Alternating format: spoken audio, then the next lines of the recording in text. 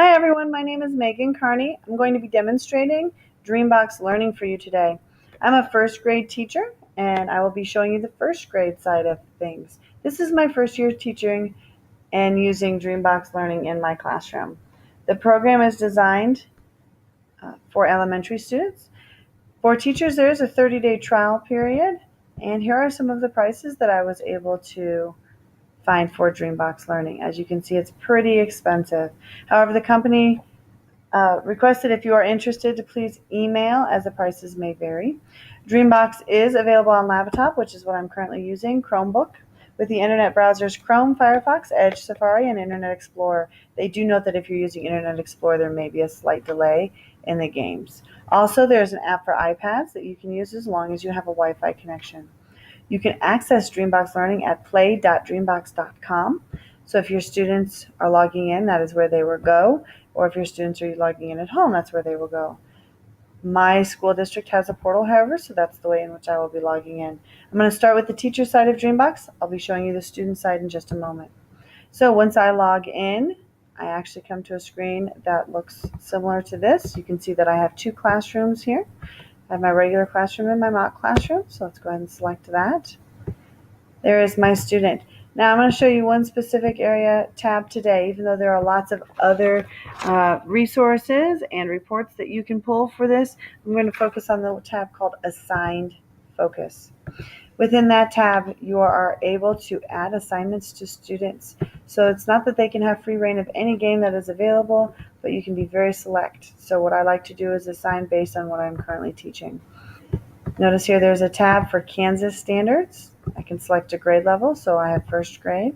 I can also go up or down depending on the student's needs. The domain, and then the standard. All right. However, my school district teaches through Engage New York, so I'm going to go ahead and click on that. Again, we're in first grade, Module 1, and we are currently doing counting on strategy.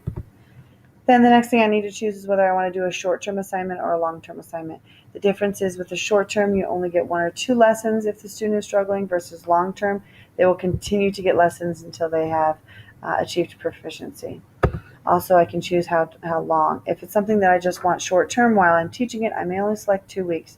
If it's a foundational skill, however, that they need mastered, I'm going to go ahead and select 8 weeks, since this is a foundational skill. And then I'm going to go ahead and click Add Assignment. And there it is. So there's my student, and it has been assigned to them.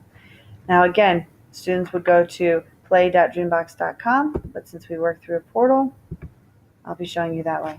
So when my students log in, this is where they will come to. They have several options here. I'm going to go ahead and click where they're at. Where I assigned the student, you'll see a little calendar. So for example, you see some calendars here. I'm going to go ahead and click on one of those games. In this corner up here, she has earned 1 token. I allow students to play free games to spend those tokens on Fridays.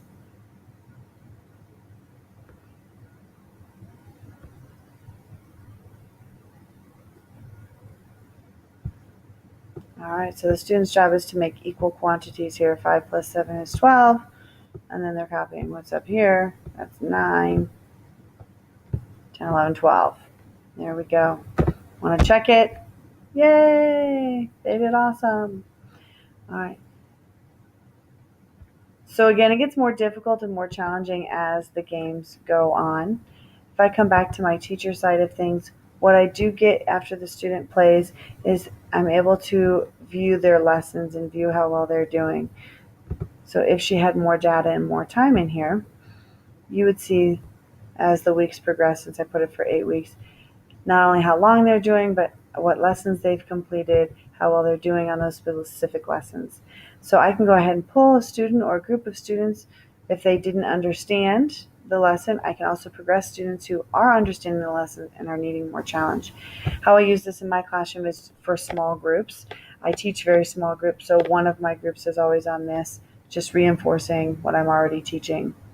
You could definitely use it as a whole group if you wanted to do that during like a tier intervention time or on a Friday day or something like that.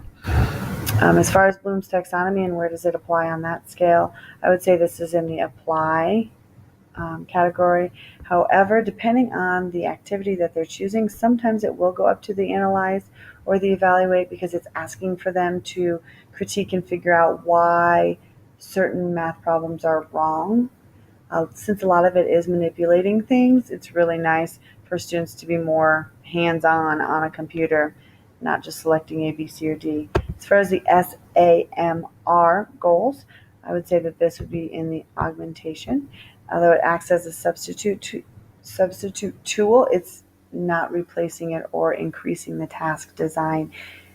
It is substituting what we're already doing. It's the practice piece for students instead of playing the games or the other things that you may regularly be doing in your classroom. All right. Again, I hope that you have found this information very useful. And if you decide, or you as a principal or in your district, to go this route, that you enjoy this and get a lot of information out of it, and your students do as well. Thank you for listening.